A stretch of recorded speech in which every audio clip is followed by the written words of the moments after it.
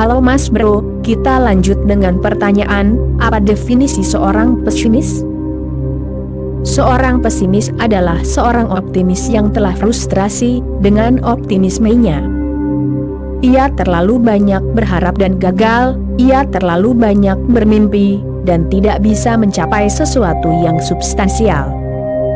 Seorang pesimis adalah seorang optimis yang berdiri di atas kepalanya. Mereka bukanlah orang yang berbeda. Jika dirimu belum pernah menjadi seorang optimis, dirimu tidak akan pernah menjadi seorang pesimis. Pertama-tama, dirimu harus menjadi seorang optimis. Setiap anak dibesarkan dengan optimisme yang besar. Semua orang tua berpikir bahwa mereka memiliki anak-anak yang hebat. Tanyakan kepada ibu manapun, ia berpikir bahwa ia memiliki anak yang paling unik, yang paling unggul, langka, tak tertandingi. Setiap ibu membanggakan anaknya. Orang tua membesarkan anak-anaknya dengan optimisme yang besar bahwa mereka akan menjadi Alexander Agung, atau Yesus Kristus, atau Buddha Gautama. Namun, perlahan-lahan, kehidupan membuktikan hal yang sebaliknya. Perlahan-lahan, anak-anak menjadi sadar akan kebiasaannya. Ia menjadi sadar bahwa mimpi-mimpi besar ini, bahwa ambisi-ambisi besar ini, tidak bisa dipenuhi. Dan saat seseorang mendekati usia 40-42, pesimisme mulai mengendap, kesuraman, kegelapan. Kini ilmu kedokteran menyadari bahwa sebagian besar serangan jantung terjadi sekitar usia 40 hingga 44 di antara 4 tahun tersebut. Kebanyakan orang menjadi gila di antara 4 tahun tersebut, 40 hingga 44 tahun. Psikolog, psikoanalis menyadari bahwa itu adalah waktu yang paling berbahaya. Jika dirimu bisa tetap waras setelah usia 44, itu berarti dirimu akan tetap waras. Namun banyak orang yang gagal. Dan jangan berpikir bahwa jika dirimu masih waras, bahkan setelah usia 44 tahun itu tidak berarti dirimu sangat cerdas. Mungkin saja dirimu sangat tumpul, dan butuh waktu lama bagimu untuk mengerti. Mungkin saja dirimu sangat tidak peka. Mungkin saja dirimu bodoh, tidak mendengarkan kehidupan, apa yang dikatakan kehidupan, dan terus berharap. Namun cepat atau lambat, seseorang mulai merasa bahwa hidup telah sia-sia. Optimisme berubah menjadi masam dan menjadi pesimisme.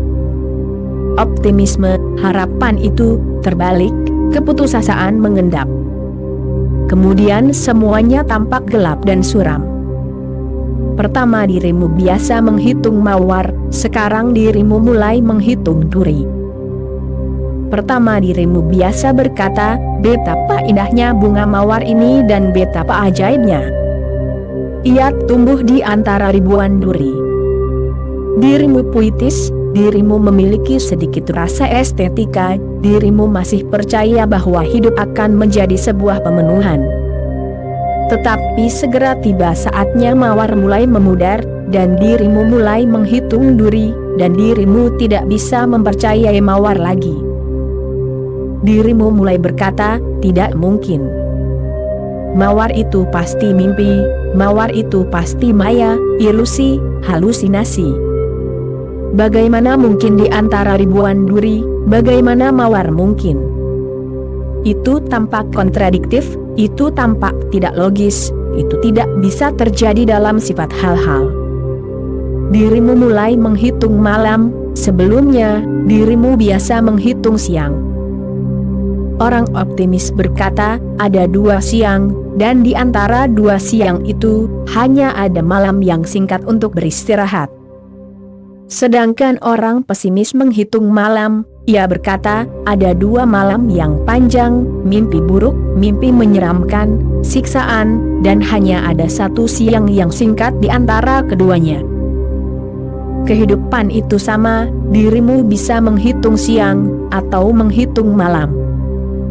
Jika dirimu menghitung siang, dirimu adalah seorang optimis. Sedangkan jika dirimu menghitung malam, dirimu adalah seorang pesimis, tetapi sebenarnya tidak ada perbedaan.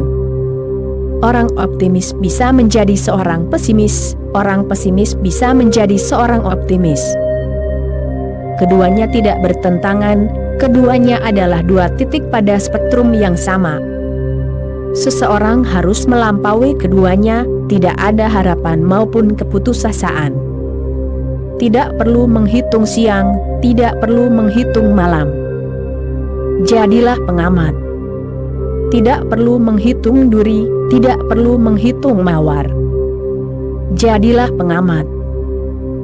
Di Barat, optimisme sangat populer saat ini, itu disebut berpikir positif. Itu adalah nama baru untuk optimisme, nama lama sudah menjadi sedikit ketinggalan zaman kuno. Nama baru adalah berpikir positif. Aku tidak menganjurkan berpikir positif, karena berpikir positif membawa hal-hal negatif. Aku menganjurkan transendensi, tidak positif maupun negatif. Jadilah pengamat, saksikan keduanya. Ketika ada siang, saksikan siang, dan ketika ada malam, saksikan malam, dan jangan teridentifikasi dengan keduanya. Dirimu bukanlah siang maupun malam, dirimu adalah kesadaran transendental. Jadilah semakin terpusat di sana dalam transendensi itu. Agama sejati tidak positif, juga tidak negatif. Ia tidak melalui negativa maupun via positiva, ia melalui transendensi. Ada orang-orang yang terus-menerus mencari yang negatif. Dan jika dirimu mencari yang negatif, dirimu akan menemukannya, karena yang negatif ada di sana, dalam proporsi yang sama dengan yang positif. Jika dirimu mencari yang positif, dirimu akan menemukan yang positif. Tetapi dengan menemukan yang positif, dirimu tidak bisa menghancurkan yang negatif ada di sana, berdampingan. Mereka selalu bersama, seperti kutub negatif dan positif listrik. Dirimu tidak bisa memiliki listrik dengan satu kutub, dirimu akan membutuhkan keduanya. Kehidupan membutuhkan keduanya, duri dan mawar, siang dan malam, kesengsaraan dan kebahagiaan, kelahiran dan kematian. Jadilah saksi atas semua itu, dan dirimu akan mengetahui sesuatu yang melampaui kelahiran, melampaui kematian, sesuatu yang melampaui kegelapan, dan melampaui cahaya. Sesuatu yang melampaui kebahagiaan, melampaui ketidakbahagiaan. Buddha menyebutnya kedamaian, nirwana. Oke Mas Bro, itulah kutipan kali ini, kita sambung lagi nanti. Terima kasih.